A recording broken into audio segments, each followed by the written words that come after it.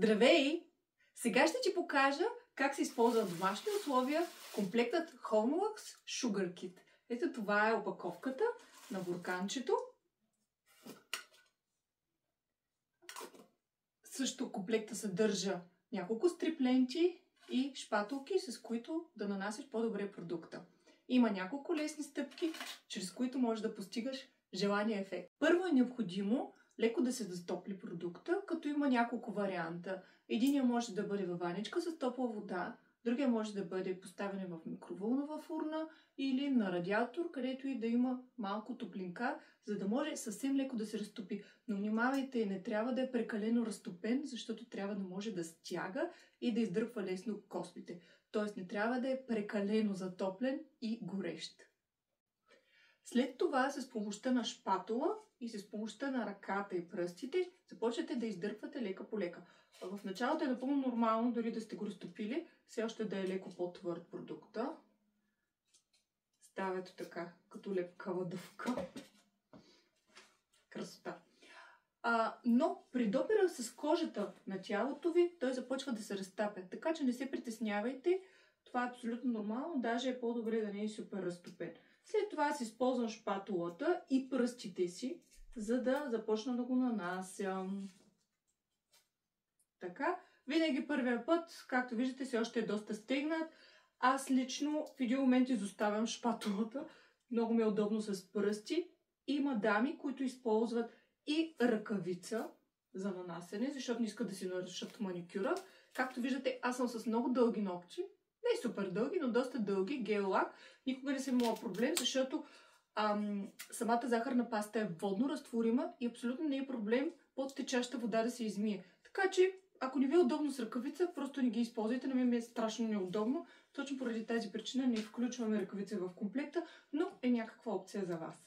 Така, ето както виждате, тя започва, оставих я малко върху крака си докато говоря, започва да се разтапя лека по лека, което е чудесно.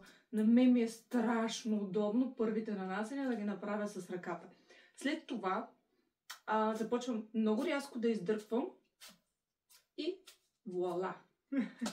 Както виждате, става като една лепенка. Това е цялата процедура. Всъщност това топче, което се получава, го използвате постоянно за цялото тяло. Нанасете, разтилате. Виждате ли на второ нанасене колко по-добре вече започва да се плъзга по тялото? Определено не съм изчакала достатъчно, може и повече. И рязко. Издърпваме. Сега, има един още момент, който трябва да помислите, да имате го предвид. Всъщност, много момичета са ползвали в България кола маска. Различен е метода на нанасене. Значи, тук нанасяме обратно на посоката на растежа на косъма. Космите на краката в случая растат надолу към пръстите, към стъпалото. Това означава, че ние нанасяме към тялото си нагоре. Така, нагоре.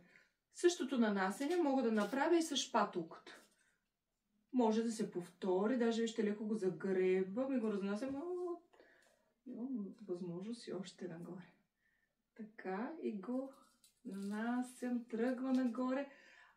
Забелязвате ли, че когато започне да се нанася и цвета започва да става много меден? Чудесно.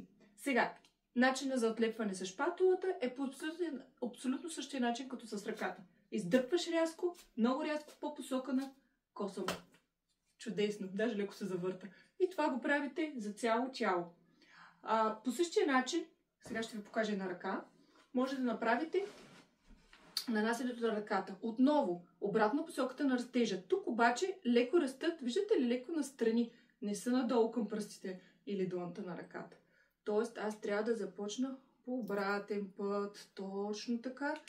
Бавно и плавно. Нагоре. Същото нещо мога и с ръката.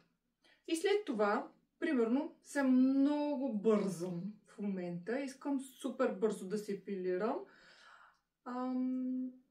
Така че моите косми по принцип са по-руси и може би няма да ги забележите толкова добре, но все пак да видите как се случват нещата.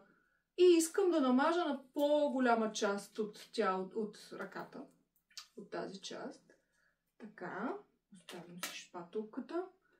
Хубаво да имате едно подносче, нещо на което да поставите примерно шпатулите и всичко, защото малко или много това е лепкава консистенция, да не си нацапате чаршафите. Но по принцип, както виждате, аз съм си навсякъде, дори леко нещо да нацапате, пак повтарям, че това е на водна основа, винаги може да го пуснете в пералнята и да се изпере без проблем.